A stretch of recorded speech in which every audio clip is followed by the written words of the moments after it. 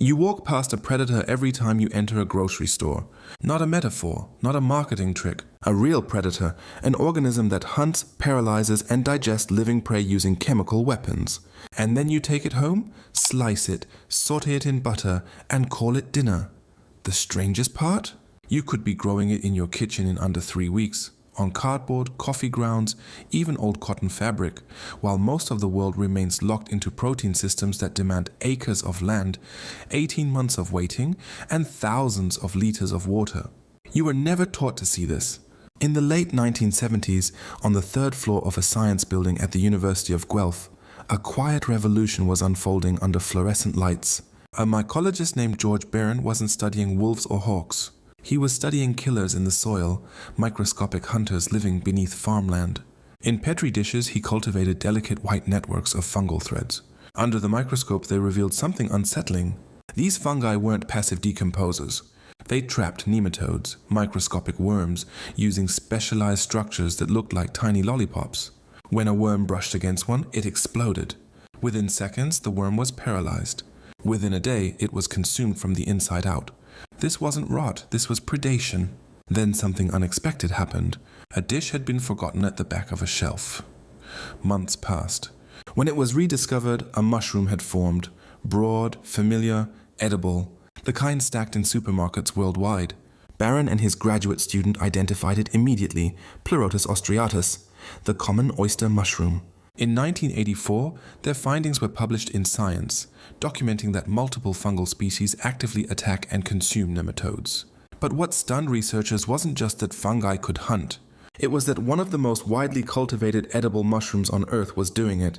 The same organism you saute with garlic is a carnivore.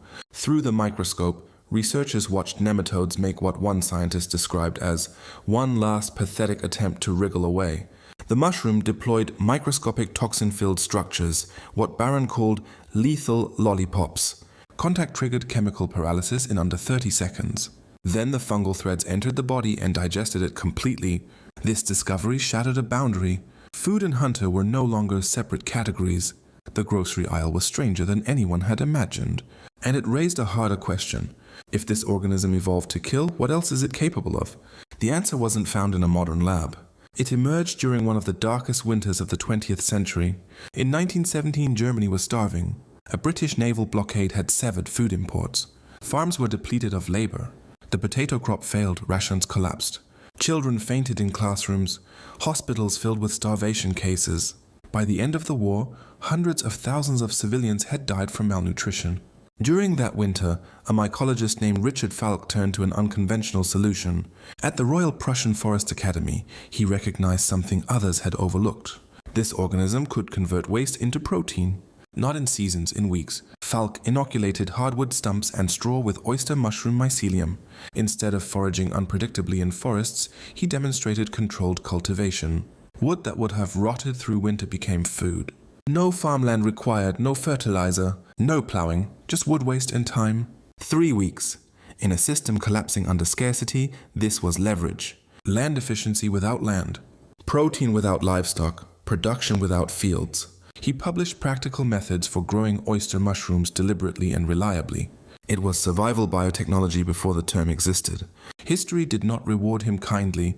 Political upheaval forced him from Germany. His work was overshadowed by larger industrial food systems that would come to dominate the century, but the principle remained intact. An organism refined over millions of years in rotting forests can turn low-value carbon waste into high-value protein faster than any animal agriculture system ever devised. The question isn't whether it works. The question is why almost no one around you is doing it. And that's where things become strategic.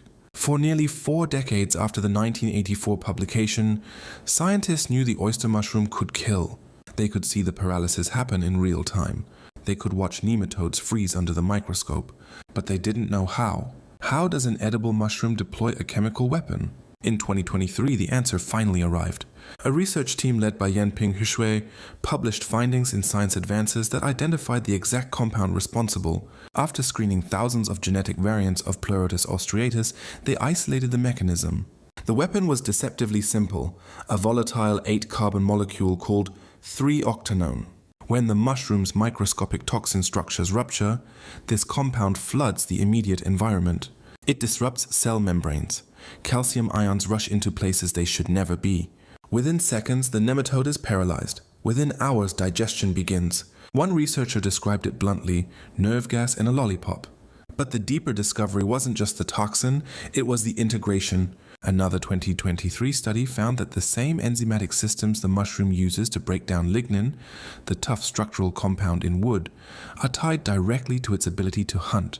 Silence the gene responsible for lignin digestion, and the mushroom loses both its killing mechanism and its ability to fruit. The system is unified. The same biological engine that decomposes dead trees also enables carnivory. Wood is carbon-rich but nitrogen-poor. Nematodes are nitrogen packets moving through the log. Carnivory evolved as nitrogen acquisition strategy. This is not passive biology. This is optimization under constraint. And that's where the real opportunity begins. Because what you're looking at is not just a mushroom.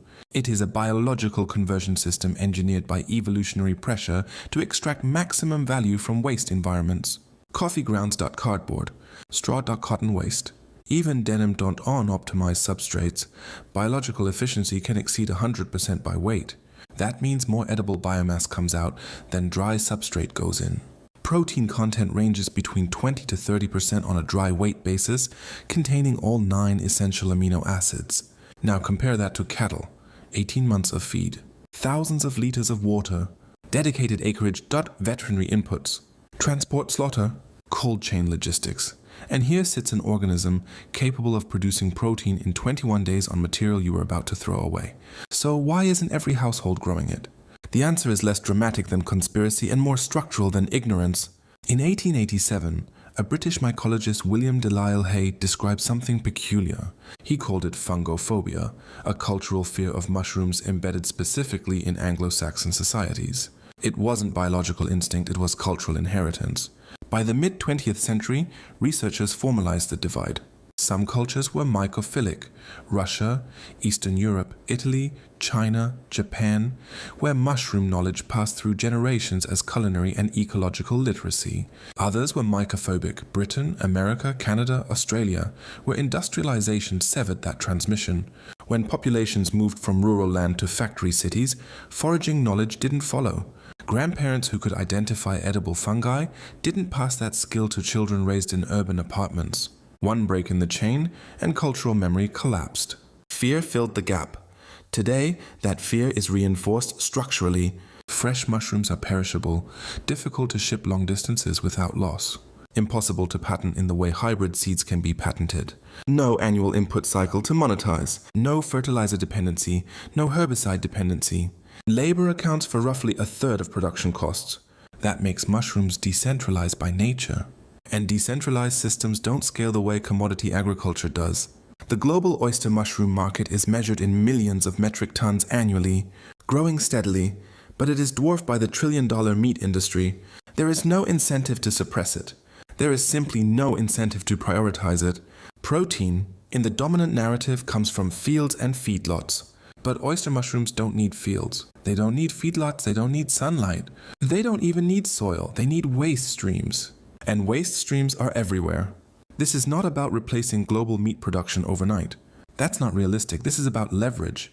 Small space, low input. Short cycle, direct to consumer. A household can produce fresh protein in a closet. A garage can become a microfarm.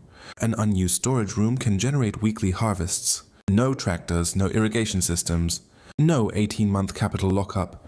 Just substrate, spawn, humidity, and time. The barrier isn't biological, it's psychological. And once that barrier drops, you start to see something different. Not just a mushroom, but a decentralized protein system hiding in plain sight.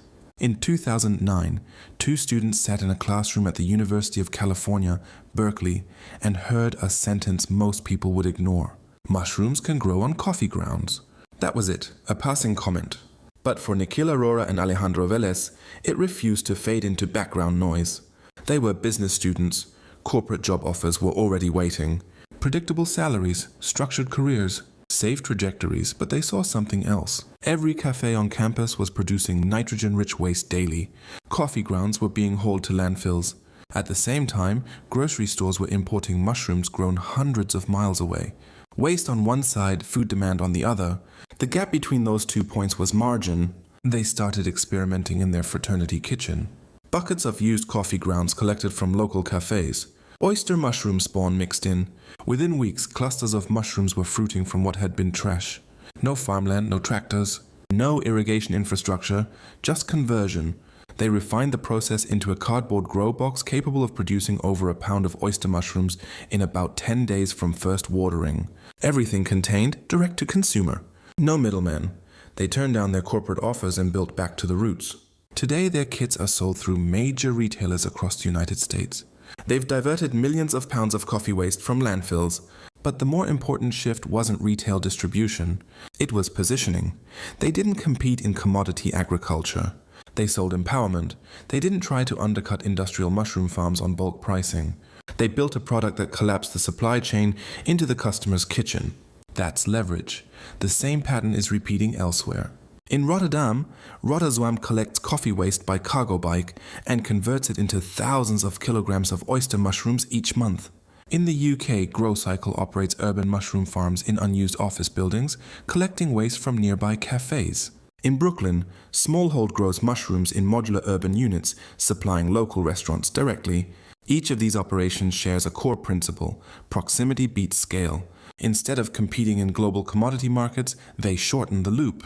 Waste becomes substrate. Substrate becomes protein. Protein is sold within miles of production. Transport costs drop. Freshness increases. Margins improve. And most importantly, land requirements approach zero. This is what low input systems look like in practice. Now step back. Global protein systems rely on monocrops of soy and corn. Massive feed inputs. Water-intensive livestock. Refrigerated transport networks stretching across continents. The capital required to enter that system is enormous. But oyster mushrooms don't care about acreage. They care about carbon-rich waste and humidity. Production cycles average 3 weeks. After initial colonization, multiple flushes can occur over successive weeks. Revenue cycles compress. Cash flow accelerates. A small indoor operation can stack vertical shelving and multiply output per square meter. Compare that to grazing land, where scaling requires more land acquisition, more fencing, more feed. This is land efficiency, but the deeper strategic advantage lies in positioning. If you sell into wholesale commodity channels, you compete on price. Margins shrink, you become interchangeable. If you sell direct to consumer, farmers markets, subscription boxes, local restaurants, you compete on freshness, locality, and narrative. Suddenly, you are not just selling mushrooms. You are selling waste to food transformation. You are selling circular economy. You are selling resilience. That difference determines profitability. And here's the part most people overlook. The barrier to entry is not capital heavy. It is knowledge heavy. Pasteurized straw or coffee grounds. Reliable spawn. Controlled humidity. Clean handling. Basic airflow. That's it. The system is simple enough for a household to execute and scalable enough for an entrepreneur to build into a local enterprise. It does not require waiting 18 months for livestock maturity. It does not tie up capital in land ownership. It does not depend on volatile feed prices. It depends on waste streams that already exist in your city. Once you start seeing waste as substrate, your perception shifts. Coffee shops become suppliers. Cardboard becomes feedstock. Breweries become nitrogen sources. Urban density becomes advantage, not obstacle. And this is where most people hesitate. They assume if something were truly this efficient, everyone would already be doing it. But markets don't move based on biological efficiency. They move on based on habit, infrastructure, and narrative. And the narrative of protein has been locked into fields and feedlots for generations. What happens when that narrative breaks? That's where the next layer begins. What happens when you stop seeing mushrooms as a side dish and start seeing them as infrastructure? Because that's what this really is. An organism that converts low-value waste into high-value protein on a 21-day cycle is not just food. It's a decentralized production unit. And decentralized systems don't wait for permission from global supply chains. Wild oyster mushrooms grow on dying hardwood across temperate regions worldwide. They fruit in cool, damp months, clustering from fallen logs as if the forest itself were running a recycling program. But you don't need to forage forests to access this system. Cultivation is controlled biology, grains spawn from reputable suppliers. Pasteurized straw, cardboard, or coffee grounds. a perforated grow bag. Temperatures between 60 and 75 degrees Fahrenheit. High humidity, fresh air exchange. 12 to 21 days for colonization in darkness. A few days for primordia to form. Less than a week from pinning to harvest. In under a month, you are holding clusters of fresh protein grown from material that cost you almost nothing. 3 to 4 flushes are typical from a single substrate block. That means stacked harvest windows. Predictable output, repeated cycles. This is where land efficiency turns into strategic leverage. Traditional agriculture expands horizontally. More acres. More inputs, more capital. Mushroom systems expand vertically. Shelving units, climate control, rotation scheduling. One small indoor room can produce what would require exponentially more square footage in field agriculture. And because production is indoors, it is decoupled from seasons. You are not waiting for spring. You are not praying for rain. You are managing an environment. That difference changes the risk profile. No drought exposure. No hailstorms. No soil degradation, no grazing pressure. No feed price volatility. Instead, your primary constraints are humidity control, contamination management, and workflow efficiency. Those are controllable variables, and controllable variables mean predictable margins. But profitability doesn't come from production alone, it comes from positioning. If you sell bulk oyster mushrooms into wholesale channels, you enter a price war. Industrial farms with lower labor costs will undercut you. Margins compress. If you sell locally, restaurants that value freshness, farmers market customers who value sustainability, subscription boxes that value story, you operate in a different arena. You are no longer competing against the lowest global price per pound. You are competing on freshness, locality, and narrative. That narrative matters. Waste converted into food. Coffee grounds diverted from landfill. Hyperlocal protein grown within city limits. Carbon cycling instead of carbon extraction. These are not just marketing angles. They are structural advantages in an economy increasingly aware of fragility. Supply chains fracture, fuel prices spike, imports stall. A mushroom room keeps producing. And here's the overlooked edge: cash flow velocity. Cattle operations tie up capital for over a year before a sale. Crop farming locks money into a single harvest season. Even poultry requires weeks of feed investment before processing. Oyster mushrooms move from substrate to sale in under a month. Revenue cycles compress capital turns faster.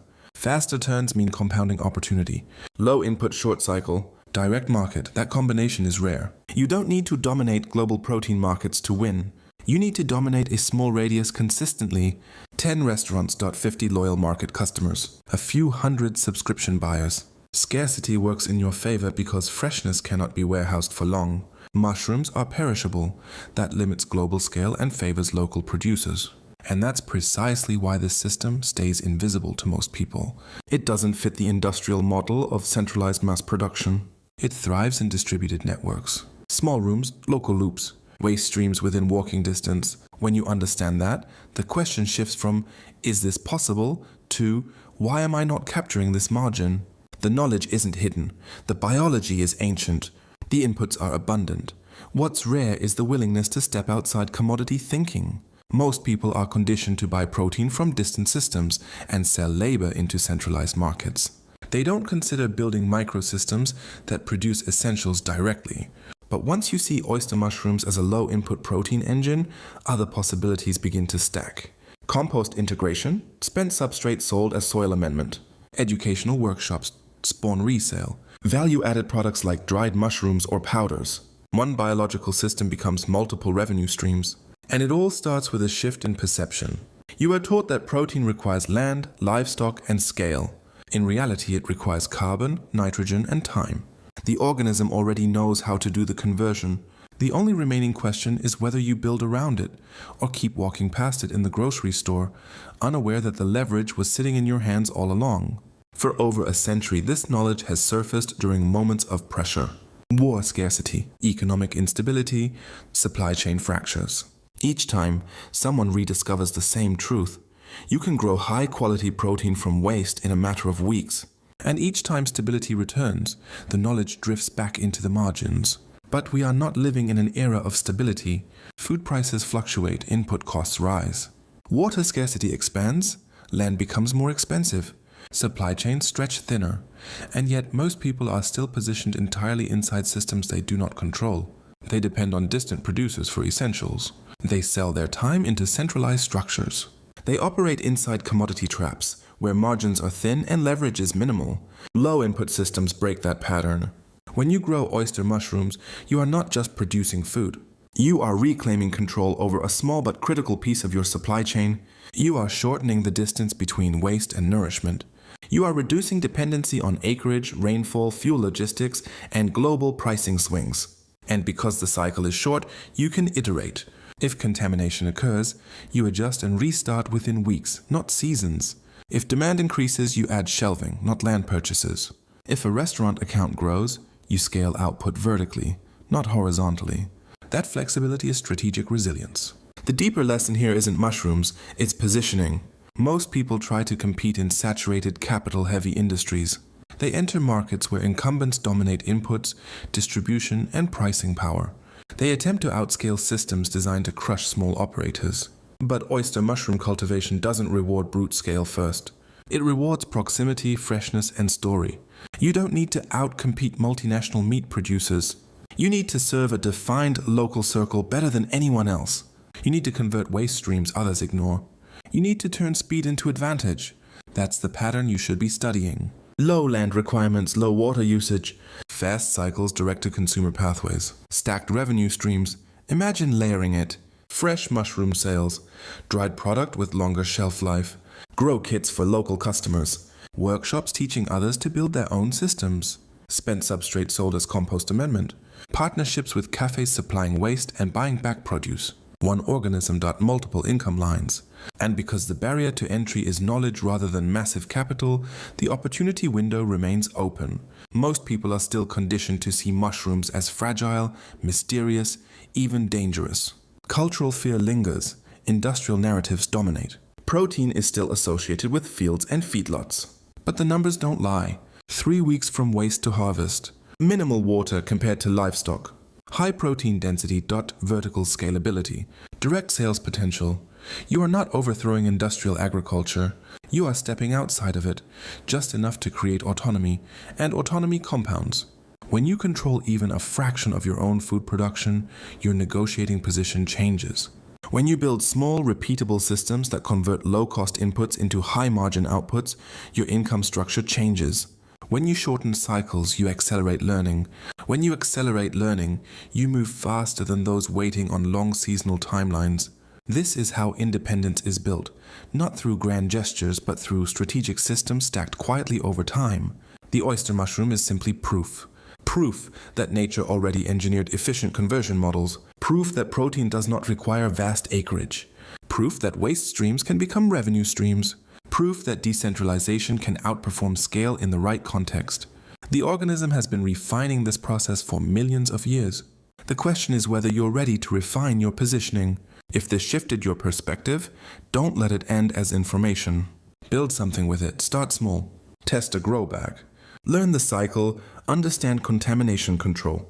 Track your inputs and outputs. Run the numbers like an operator, not a hobbyist. Look at your local waste streams. Identify direct buyers before you scale production.